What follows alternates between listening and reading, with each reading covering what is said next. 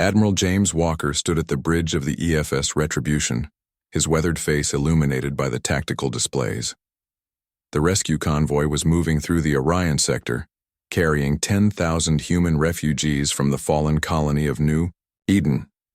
Behind them, the Krull Dominion's warships pursued relentlessly like wolves after wounded prey. "Status report," Walker demanded, his voice cutting through the tension. Lieutenant Anna Reed responded without looking up from her station.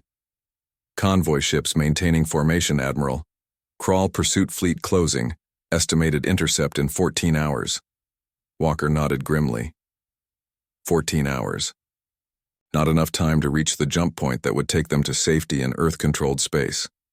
The 5 military escorts, including his Retribution, weren't enough to face down the 20 Krull warships in direct combat. The refugees would be slaughtered. "Send a priority transmission to Earth Command," Walker ordered.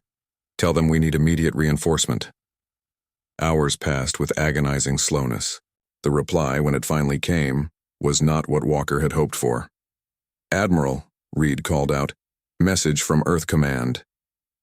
The holographic display flickered to life, showing the stern face of Fleet Marshal Tom Davis. "Admiral Walker, we've received your request for reinforcement. The nearest battle group is 3 days out. You're on your own." Walker's jaw clenched. "Marshal, we have 10,000 civilians. Without support." "I'm aware of the situation, James," Davis interrupted, his expression softening slightly. "But I'm not saying we're abandoning you. The new Ember defense system is operational. We're deploying it to your coordinates." Walker blinked in surprise. "Ember, that's still experimental." "It's all we can offer. Good luck, old friend. Earth Command out."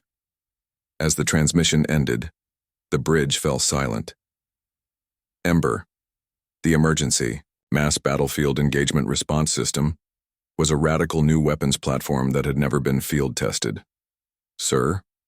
Reed said hesitantly. "What exactly is Ember?" Walker stared at the tactical display, watching the red dots of the Krull fleet, drawing inexorably closer. "Our last hope, Lieutenant." 12 hours later, with the Krull fleet now visible to the naked eye through the bridge viewports, a small, unassuming vessel dropped out of FTL near the convoy. It was barely the size of a shuttle with no obvious weapon systems. "That's it?" Commander Mike Foster, Walker's XO, said incredulously. "That's our reinforcement?" Before Walker could respond, Reed called out, "Admiral, the Krull have launched fighters." Walker watched as 30 Krull strike craft accelerated toward the convoy. They would reach the civilian ships in minutes. "All military vessels, defensive formation Delta. Prepare point defense systems." "Sir," Reed said, alarm in her voice. "One of the Krull cruisers has broken formation. It's targeting the Ember platform." Walker felt his heart sink as he watched a bright lance of energy erupt from the Krull cruiser, striking the small Ember vessel dead center. The platform erupted in a brief, brilliant flash. "Ember platform destroyed," Reed reported unnecessarily. Walker closed his eyes momentarily, their one shot at salvation gone in an instant. When he opened them again, his resolve was ironclad. "All ships prepare for combat. We will buy the civilians as much time as possible to scatter." Commander Foster stepped closer, speaking quietly.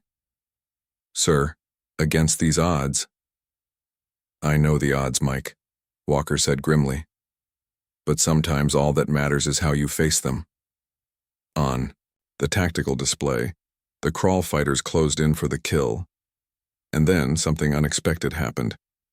Where the Ember platform had been destroyed, space itself seemed to ripple.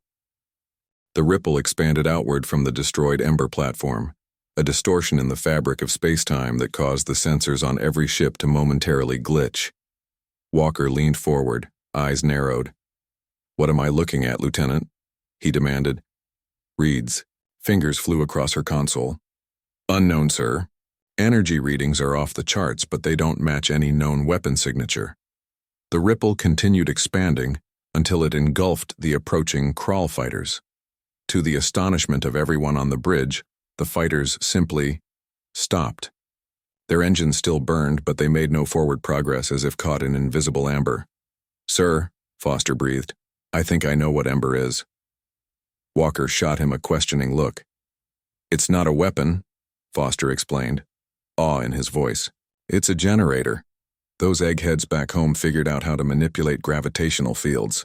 As if confirming Foster's theory, the suspended crawl fighters began to crumple inward, metal hulls buckling under immense gravitational pressure. Within seconds, they had been crushed into dense, twisted masses, no larger than escape pods. Reed's voice was barely a whisper. Sweet mercy. The ripple continued expanding, moving inexorably toward the main crawl fleet. The enemy vessels immediately began evasive maneuvers, their formation breaking apart as they struggled to escape the approaching gravitational anomaly. Walker's comm crackled to life. Admiral Walker, this is Ember Control. Do you copy? Walker grabbed his handset. This is Walker, your platform was destroyed. That was the intended deployment method, Admiral, came the calm reply.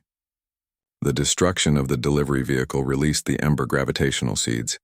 We have full control of the field from Earth. Please hold position while we neutralize the hostile forces. The bridge crew watched in stunned silence as the gravitational field enveloped the first crawl cruiser. Unlike the fighters, the larger vessel wasn't immediately crushed.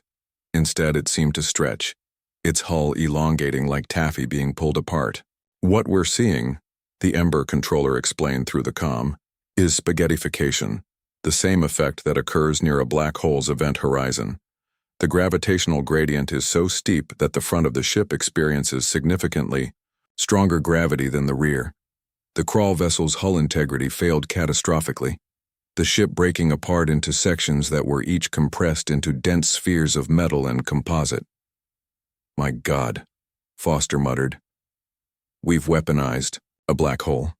Walker shook his head slowly. Not quite a black hole, they can control it. Indeed, the gravitational field moved with purpose, pursuing crawl ships that attempted to flee. One by one, the enemy vessels were caught and destroyed, their matter compressed into unrecognizable lumps.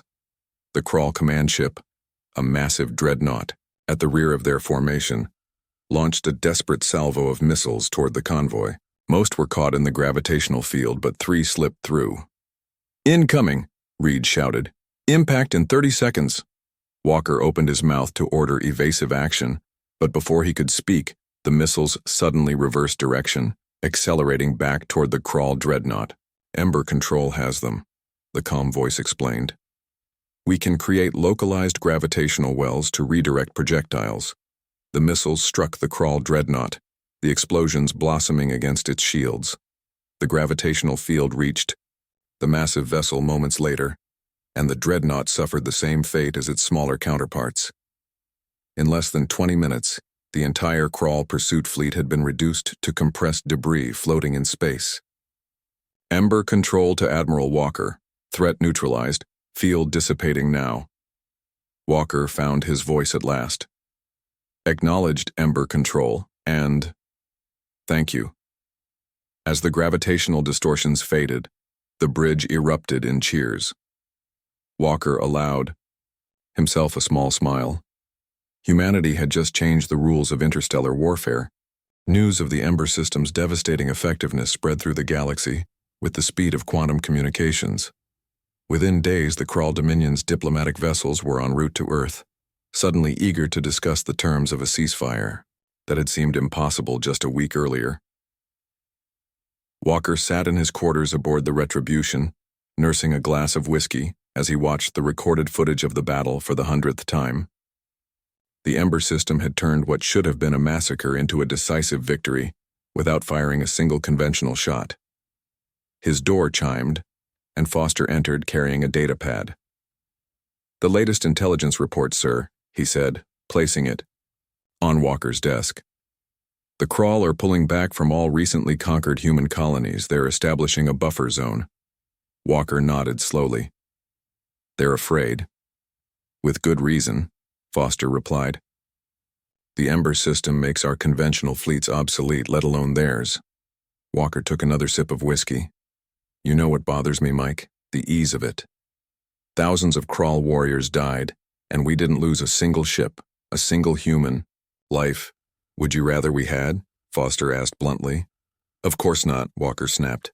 But power like this it changes everything. Before Foster could respond, Reed's voice came over the comm. Admiral, we're receiving a priority transmission from Earth Command. Walker sighed, setting down his glass. Put it through. The holographic display activated, showing Fleet Marshal Davis. His face was grave. James, we've got a situation. The Taurans have issued an ultimatum, demanding we dismantle all Ember platforms and surrender the technology to neutral parties. Walker frowned.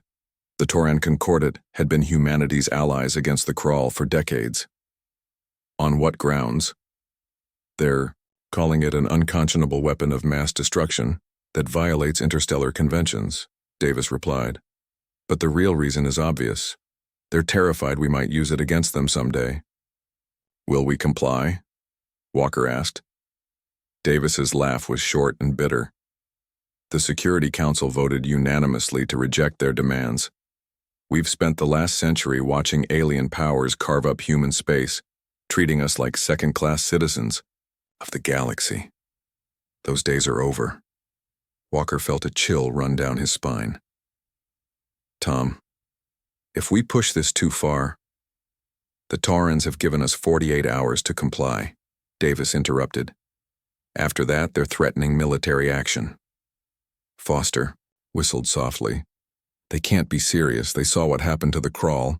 They believe we only have a handful of Ember platforms, Davis explained. And they're partially right, we only have 7 operational units. But they don't know we've cracked the miniaturization problem. Walker leaned forward. Miniaturization? Davis nodded, his expression grim but satisfied. The original Ember platform was the size of a shuttle. The new ones are the size of missiles. Every capital ship in the fleet is being retrofitted as we speak. Walker absorbed this information in silence. Humanity had spent generations being pushed around by older, more technologically advanced species. Now the tables had turned with breathtaking speed. Your orders, sir? He finally asked. The retribution is being recalled to Earth, Davis said. We're consolidating our forces. If the Taurans want to fight, we'll give them one they'll never forget. After the transmission ended, Walker turned to Foster. What do you think? Foster considered for a moment. I think that after centuries of being stepped on, humanity finally has a big stick. And we're not afraid to swing it.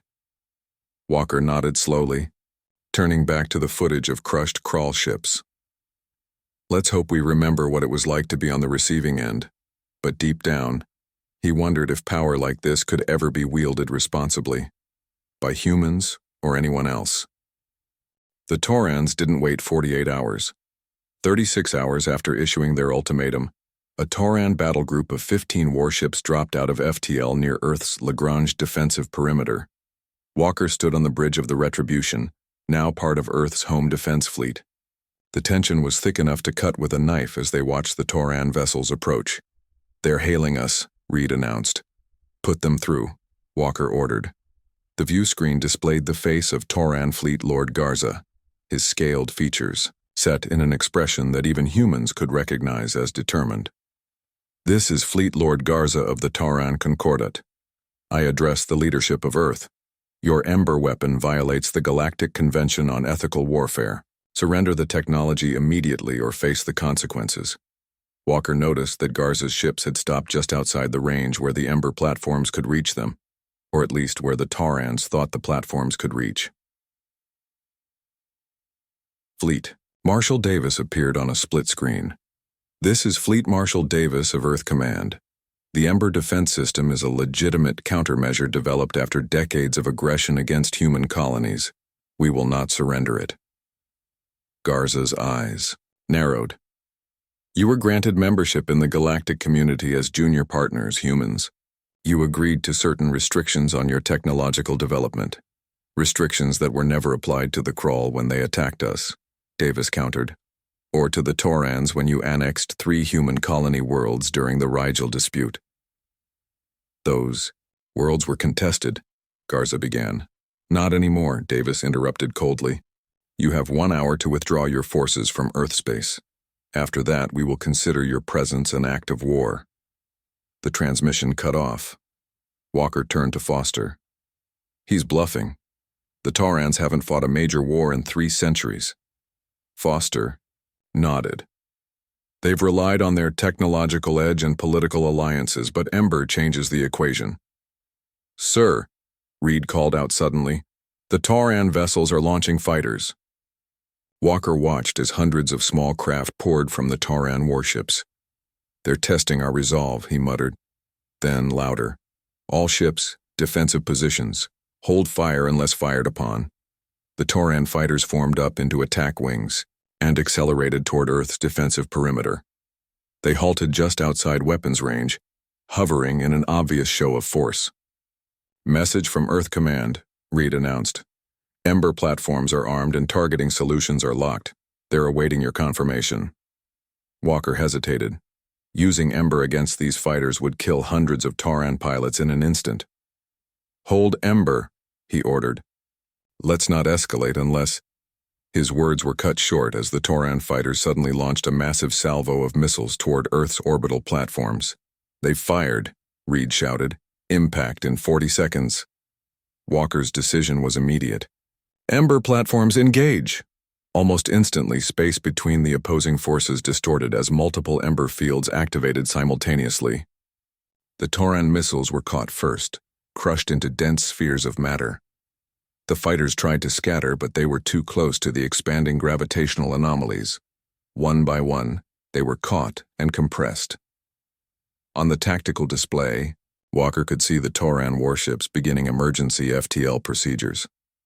They're trying to run, Foster observed. Ember can't reach them at that distance, Walker said. Then he noticed a new set of readings on his display. Wait, what's this? Reed's voice was filled with surprise. Sir, Earth Command has activated something called Extended Ember. The gravitational fields are propagating along targeting beams. Walker watched in astonishment as tendrils of gravitational distortion stretched out from the Ember platforms, crossing the vast distance to the retreating Tauran ships with impossible speed. One by one, the massive warships were caught in localized gravitational fields and crushed. Within minutes, the entire Tauran battle group had been destroyed. Not a single ship escaped. The bridge of the Retribution was silent, the crew stunned by the ease with which Earth had just annihilated the military forces of one of the galaxy's major powers. Admiral, Reed said quietly, we're receiving reports from across the system. Every species with monitoring capabilities witnessed what just happened. Walker nodded grimly. Send a message to Earth Command. The galaxy just changed forever, and I'm not sure if it's for better or worse. 3 months after the destruction of the Tauran battle group, Earth's solar system had become the most heavily fortified location in the known galaxy. No alien vessels approached without explicit permission, granted only after extensive security. Protocols. Walker had been promoted to Fleet Marshal following Davis's appointment to the Earth Security Council.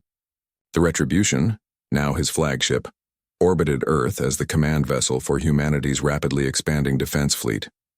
Another delegation requesting an audience, Commander Foster reported, now Walker's chief of staff. The Phaedon hegemony this time, Walker sighed. Add them to the list. What does that make now? 17 species wanting to discuss the Ember situation. 18, Foster corrected. The Vex Collective sent a request an hour ago.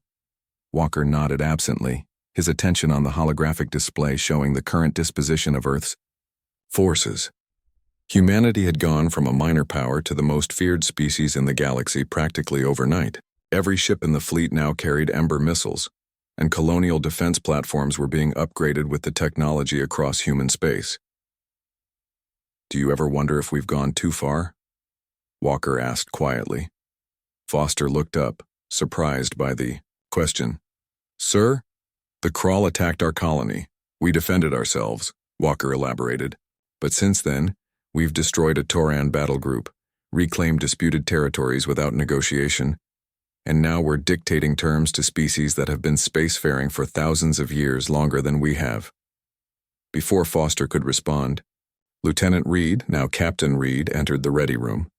Sir, priority message from the Council. The Phaedon delegation has been granted permission to dock at Geneva Station. You're requested to attend as military representative. Walker nodded. When? Their ship arrives in 6 hours, Reed replied. The Faden were one of the oldest species in the galaxy, renowned as diplomats and mediators. If they were coming personally instead of sending communiques, the situation was even more serious than Walker had realized. 6 hours later, Walker stood in Geneva Station's diplomatic reception chamber alongside Council President Laura Thompson. The Phaedon delegation consisted of 3 tall, willowy beings with opalescent skin that seemed to shimmer with internal light. Fleet Marshal Walker, the lead Phaedon said in flawless English, I am Ambassador Thalev. We have studied your military record with great interest. Walker inclined his head respectfully. Ambassador, I hope your journey was comfortable. As comfortable as one can be when traveling through a region now controlled by a species wielding weapons that terrify the galaxy, Thalev replied smoothly. President Thompson cleared her throat. Ambassador, humanity developed the Ember system for defensive purposes. We had suffered attacks. Spare me the justifications, Madam President. Thalev interrupted gently. Every species that has ever created a weapon of mass destruction has claimed defensive necessity. The Phaedon turned back to Walker. Marshal, in the past 3 months, humanity has reclaimed 12 disputed colonies, established military bases in 6 previously neutral systems, and deployed Ember platforms across a region of space 3 times larger than your previous sphere of influence. Walker kept his expression neutral. The Council determined that human security required a buffer zone. A buffer zone, Thalev repeated. That is what the Crawl called it when they expanded decades ago. That is what the Torans called it before them. President Thompson's voice hardened. Ambassador, for centuries humanity was treated as a junior partner in galactic affairs. We were denied technologies, restricted from certain regions of space, and our colonies were considered expendable. In conflicts between greater powers, those days are over. Thalev nodded slowly. Yes, they certainly are. That is precisely why I am here. The Phaedon reached into a pouch and withdrew a small crystalline device, placing it on the table. This contains data on 27 different research programs across 12 species, all dedicated to developing countermeasures to your Ember technology. Walker felt a chill run down his spine. Countermeasures? Did you believe the rest of the galaxy would simply accept human dominance? Thalev asked. Already the Vex Collective has successfully tested a method of disrupting Ember's gravitational fields. The Crawl have developed shields that can withstand the initial compression effect. The Torans, what remains of their leadership, have you authorized the deployment of their doomsday weapons if Earth attacks again. Are you threatening us? Thompson demanded. Thalev's skin shimmered slightly. True strength lies not in the weapons we possess, but in knowing when to set them aside. Walker nodded. I think humanity is finally beginning to understand that. As the Retribution departed Earth orbit the following day, Walker stood on the bridge watching his home planet recede into the distance. What had begun as a desperate defense of a refugee convoy had evolved into something much more profound, humanity's true coming of age among the stars, not through dominance or technological superiority, but through the harder, more enduring path of wisdom and restraint. Earth had indeed unleashed hell upon those who threatened its people, but in the aftermath had found something far more valuable: respect. Course set for Arcturus, Admiral, Captain Reed announced. Proceed, Walker ordered, his eyes still on. The view screen as Earth became just another bright point of light among the stars. Let's go make a difference. Expression remained serene. I am warning you. Humanity has unleashed something terrible upon the galaxy, and the response will be equally terrible unless we find another way forward. The Security Council chamber fell silent as the holographic presentation ended. Walker had just finished briefing the Council on the Phaedon ambassador's warning and the intelligence contained in the crystalline device. So, Council President, Thompson said after a long pause, the honeymoon is over. It was inevitable, Councillor Raj Patel replied. Did we really expect the other species to simply bow down to us because of Ember? Walker nodded grimly. The Phaedon data is concerning. The Vex disruption field in particular shows promise in laboratory conditions. If deployed effectively, it could neutralize our advantage within months. Then we strike first, General Williams said firmly. We have the upper hand now. We use Ember to neutralize these research facilities before they can complete their work. Several counselors nodded in agreement, but Walker felt a deep unease. If we do that, he said carefully, we confirm every fear that Ambassador Thalev expressed. We become exactly what they believe us to be, conquerors no different from the Crawl. What's the alternative? Williams demanded. Wait until they can counter Ember and then watch them dismantle everything we've built? Return to being second-class citizens of the galaxy? Walker looked around the table. There has to be a middle path, one that doesn't lead to either human domination or human subjugation. President Thompson leaned forward. What are you suggesting, Marshal? A demonstration, Walker said. Not of Ember's destructive capability. They've all seen that. A demonstration of human restraint and wisdom. The council debated through the night. By morning, Walker had his authorization, though by the narrowest of margins. 3 days later, he stood on the bridge of the Retribution as it dropped out of FTL near Phaedon Prime, homeworld of the diplomatic species. Sir, Captain Reed reported tensely. The Phaedon defense grid is tracking us. They've activated their planetary shields. Walker nodded. As expected. Open a channel to Ambassador. They live. When the Phaedon ambassador's face appeared on screen, his expression was grave. Marshal Walker, your presence in our system with an Ember-equipped vessel could be interpreted as an act of war. It could, Walker agreed. But it isn't. I'm here to deliver an invitation. The Earth Security Council requests the presence of representatives from all major galactic powers at a conference on Geneva Station 3 weeks from today. The purpose: negotiation of a galactic accord on strategic weapons. Thalev's expression betrayed surprise. You're proposing arms control talks? I'm proposing more than that, Walker replied. Earth is prepared to share certain aspects of Ember, technology with a neutral regulatory body, to be established at the conference.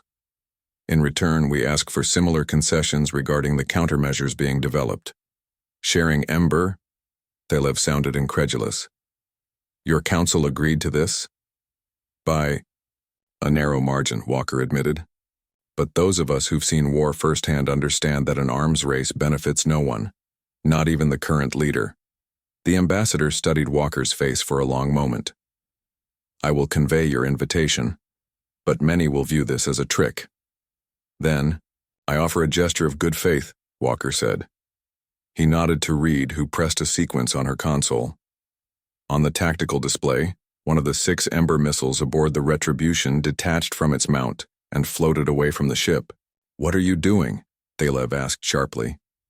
That missile contains a complete Ember deployment system, Walker explained. I'm leaving it in your custody as a show of trust. Your scientists may study it until the conference, under the condition that any findings are shared with all attendees. The Phaedon was visibly stunned. This is unexpected, Marshal Walker. Humanity unleashed this technology, Walker said quietly. We have a responsibility to ensure it doesn't lead to galactic war. Will you help us? After a moment's hesitation, Thalev nodded. I will personally see that your invitation reaches all governments, and I will advocate for their participation. As the transmission ended, Foster approached Walker. Sir, are you sure about this? That missile represents a significant tactical advantage.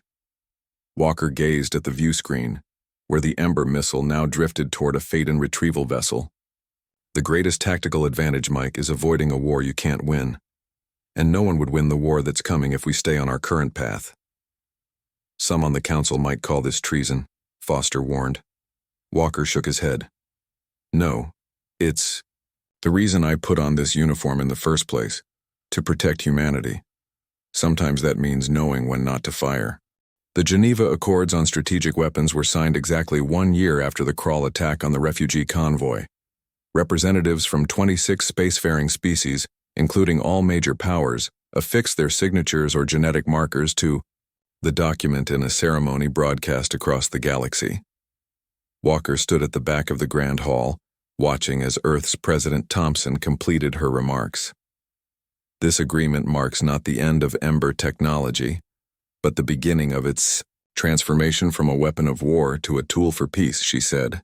The newly established Galactic Regulatory Commission will oversee all deployments of gravitational manipulation technology, whether for defense, research, or infrastructure development. As applause filled the hall, Walker slipped quietly out, a side door. He made his way to a small observation deck overlooking Earth, preferring solitude to the celebrations that would follow. He wasn't alone for long. The door slid open, admitting Ambassador Thalev. The Phaedon moved to stand beside Walker at the viewport. "You are not joining the festivities, Marshal?" Thalev asked. Walker shook his head. "I'm a soldier, not a diplomat. My presence would only remind everyone of what brought us to this point." "On the contrary," Thalev said, "you are the reason these accords exist at all.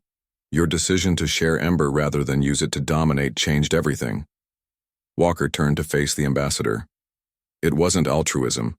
I saw where we were headed, toward a conflict that would devastate the galaxy." "Perhaps," Thalev conceded, "but many in your position would have embraced that conflict, believing victory was assured. You chose a harder path." They stood in companionable silence for a moment, gazing down at the blue-white sphere of Earth. "The Crawl signed the accords," Walker noted with surprise. "I didn't expect that." "The new Dominion leadership is more pragmatic than their predecessors," Thalev replied. "They recognize that in a post-Ember galaxy, cooperation offers better prospects than confrontation." Walker nodded slowly. "And the research into countermeasures?" "All data has been transferred to the Commission, as agreed," Thalev said. "Much of it will prove useful in developing safety protocols for civilian applications of the technology." A chime from Walker's comm unit interrupted them. He checked the message and straightened. "The Retribution has received new orders. We're being deployed to assist with gravitational stabilization in the Arcturus system. The first joint human-alien Ember mission," Thalev observed. "The system was experiencing dangerous stellar flares, if I recall correctly." Walker nodded. "What once destroyed fleets will now help protect billions from natural disaster. There's a certain poetry to that." "Indeed," Thalev agreed. "Though I suspect this is not the last time your species will surprise the galaxy." Walker allowed himself a small smile. "Humanity spent centuries looking up at the stars, dreaming of our place among them. When we finally arrived, we found ourselves relegated to the margins. Ember changed that overnight, not just because of its power, but because of how we chose to wield it. A single shot at a rescue convoy," Thalev mused, "and Earth unleashed not just hell upon its enemies, but ultimately hope for the future." As Walker prepared to depart for his ship, he paused at the doorway. "The Phaedon have a saying, don't they? Something about strength and wisdom?"